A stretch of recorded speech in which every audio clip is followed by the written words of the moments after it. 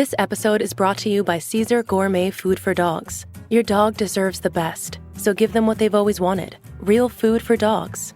Caesar Wholesome Bowls are made with real chicken or beef as the first ingredient, and fresh vegetables. Crafted with no artificial colors, flavors, or preservatives, Caesar Wholesome Bowls are great as a full meal, topper, or snack for your best friend. Pick up Caesar Wholesome Bowls in the wet dog food aisle at any major retailer near you. Caesar, love them back. Spending some time reconnecting with nature this summer? Here's a camping hack from LL Bean to make your next trip the best yet. Tired of your tent mate's flashlights shining in your eyes in camp? Bring an empty half-gallon milk jug or clear water bottle. Simply strap a headlamp around it, and it becomes a soft white lantern for everyone to see the light. For more camping hacks, visit youtube.com/LLbean. LL Bean. Be an outsider.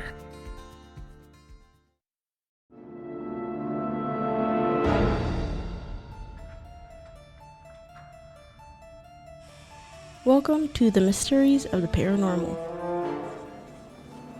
I'm your host, Allison. Here, I'll talk all about mythology, folklore, and cryptids.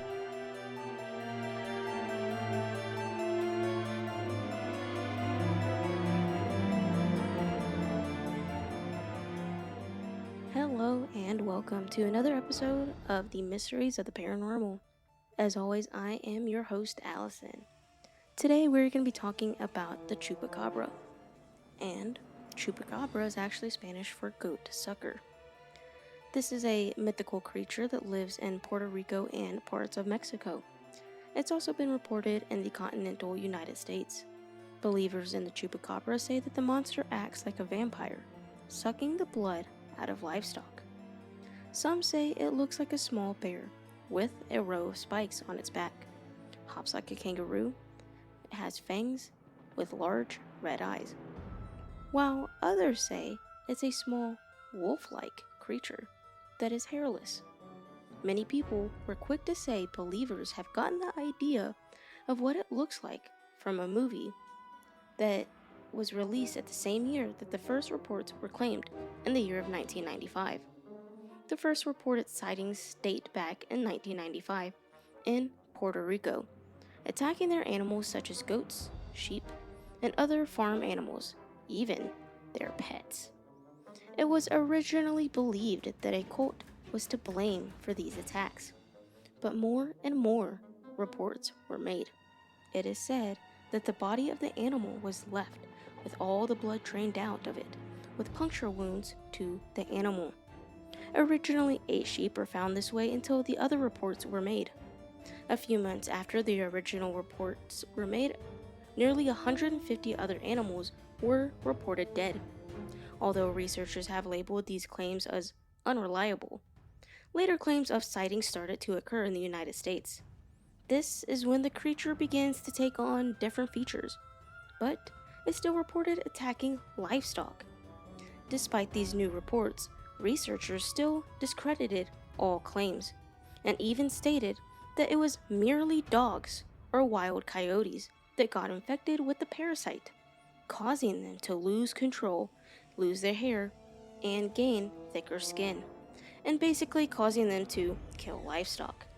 Researchers say that livestock is attacked just because of the fact that these sick dogs and coyotes can't hunt, making livestock easier targets since they are quote-unquote pinned up. And this is why people's livestock is being attacked.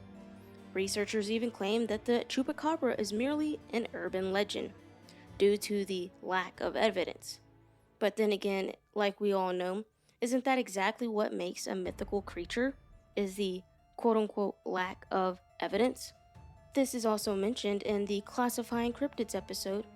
Reports of this creature can go as far north as Maine and as far south as Chile. Allegedly, there are reports of this creature in Russia and even in the Philippines. Thank you for listening to this amazing episode of the Mysteries of the Paranormal. If you have any experiences with any of these cryptids, feel free to DM me on Instagram, Facebook, and TikTok at Mysteries of the Paranormal. You can also find me at Twitter at Mysteries of Para.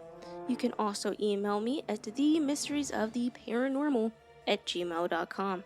I would love to hear from you as far as your mythical creatures, your encounters, your paranormal encounters, your favorite folklore, and mythology. Until then, see you next time.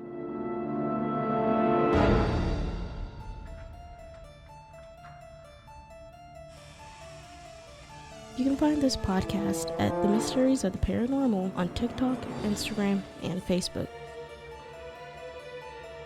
Be sure to tune in every week for a brand new episode, wherever you get your podcast or at roguemedianetwork.com.